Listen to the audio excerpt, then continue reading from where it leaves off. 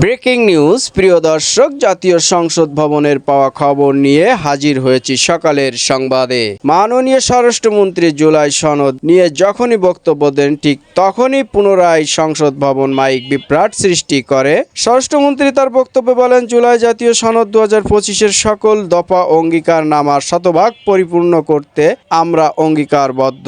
চলুন দর্শক, ভিডিওটি স্কিপ না করে সরাসরি চলে যায় সংসদ ভবনের টিভির পর্দায়। এই জুলাই জাতীয় সনদ 2025-এর সকল দফা এবং অঙ্গীকারনামা শতভাগ আমরা পরিপূরণ করতে অঙ্গীকারবদ্ধ, প্রতিশ্রুতিবদ্ধ।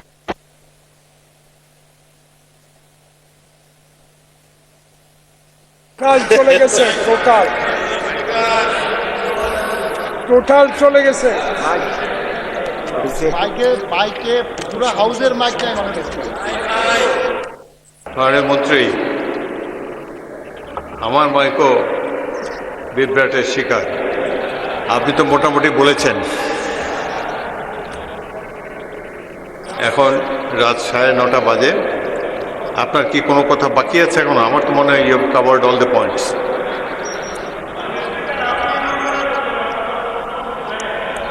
এটা হয়তো রেকর্ড হবে না, তবে যা বলতে চাই তা বলি। মাননীয় স্পিকার, আসছে মাননীয় স্পিকার, শোনা যায় কিনা আমি জানি না। গেলে না যাক, মাননীয় স্পিকার, কোনো অসুবিধা নাই। মাননীয় মন্ত্রী শুনতে পাচ্ছি না আপনার কথা। 3-4 মিনিট অপেক্ষা করলে হয়তো এটা রেস্টোর করতে। ঠিক আছে মাননীয় স্পিকার, আপনি যখন রুলিং দিয়েছেন 4 মিনিটই বলবো। মাননীয় স্পিকার, সারাদিন বলে যে অনেকে সারা রাত রামায়ণ পড়ে সকালবেলা এখন আমাদেরকে, আমার মনে হয় সব পয়েন্টই আপনার বলা হয়েছে। এখন আমি কনক্লুড করি। আমি বলতেই পারলাম না, আপনি কেমন বলা খালি গলায় বলতে। আচ্ছা ঠিক আছে মাননীয় স্পিকার, আমাকে একটু ইন্টারফিয়ার না করলে আমি বলতে পারবো। গড়িটা এখন থেকে শুরু করে। এখন 7 খণ্ড রামায়ণ পরে যদি সকালবেলা আমার বন্ধুরা বলে সেই অবস্থায় হয়ে যাচ্ছে। কোথায় জুলাই আদেশ আর কোথায় জুলাই সনদ? আমরা জাতিকে পরিষ্কার করতে চাই, জুলাই জাতীয় সনদ 2025 যেটা স্বাক্ষরিত হয়েছে, যেটা ঐতিহাসিকভাবে স্বাক্ষরিত হয়েছে, সকল বন্ধুরা স্বাক্ষর করেছেন, সেই স্বাক্ষর নোট অফ ডিসেন্ট সহ এনসিপি অবশ্য পরে করেছে, নির্বাচনে করেছে তো বটে, সেটা আমরা বাস্তবায়ন করতে চাই। যেটা বলছে যে জুলাই আদেশ ইট ইজ নো অর্ডার, এটা লেজিসলেটিভ ফ্রড, এটা কালারেবল লেজিসলেশন, এটা ফ্রড অন দি কনস্টিটিউশন, সেটা কোনো অর্ডার নাই। আমার এক বন্ধু বললেন, রাষ্ট্রপতিকে আমি ফোন করতে পারি কিনা? আপনিও তো ফোন করতে পারেন। কে বলছে রাষ্ট্রপতির সাথে জনগণ কথা বলতে পারবে না?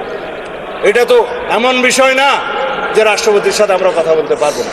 দেশেরই তো রাষ্ট্রপতি, আপনারা তো তার কাছেই শপথ নিয়েছেন এক সময়, কেউ কেউ উপদেষ্টা হিসাবে। আমরা মাননীয় স্পিকার এখানে সংবিধান মেনে এসছি।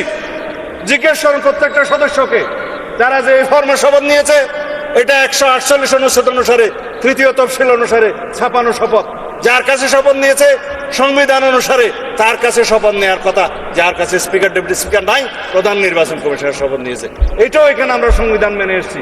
আমরা এখানে এসছি, এই সংসদে সেশন ডিক্লেয়ার করেছে রাষ্ট্রপতি, এটাও সংবিধান অনুসারে এখানে রাষ্ট্রপতি ডিক্লেয়ার করেছে, স্থান নির্ধারণ করেছেন। 73 অনুচ্ছেদ অনুসারে তিনি এখানে ভাষণ দিয়েছেন, এগুলো সংবিধান অনুসারে এসছেন। আমরা যে রাষ্ট্রপতির ভাষণের উপরে আজকে আলোচনা করছি, এইটাও তো সংবিধান মেনে আলোচনা করছি। মাননীয় স্পিকার, সব কিছুতেই আমরা সংবিধান মানছি, আর এখন সংবিধান ভালো লাগে না এই বক্তৃতা মাননীয় স্পিকার শুনতে চাই না। আমার সময় কি শেষে আরো আছে তো মাননীয় স্পিকার, 1 ঘন্টা 1 মিনিট 55 সেকেন্ড আছে। শুনলেও কি আর না শুনলেও আমি বলে যাই। তারপর মাননীয় স্পিকার, কথা হচ্ছে সংবিধান যেখানে যেখানে সুবিধা সেখানে সেখানে মানলাম।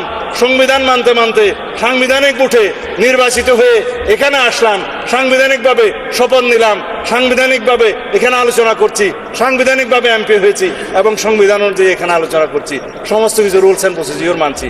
আর এখানে বলছে যে সংবিধান কি জনগণের অভিপ্রায়ের উপরে? সংবিধানে জনগণের অভিপ্রায়কে ধারণ করার জন্যই আমাদেরকে সংবিধান, আমরা সেই অভিপ্রায়কে সম্মান করার জন্য সংবিধানের মাননীয় স্পিকার সুবিধা করতে পারলাম না এত ষড়যন্ত্রের মধ্যে। আপনাকে অনেক ধন্যবাদ। দর্শক, চাঞ্চল্যকর সব সংবাদ দেখতে আমাদের খুলনা চ্যানেলটা সাবস্ক্রাইব করে বেল বাটনটি অন করে পাশে থাকুন।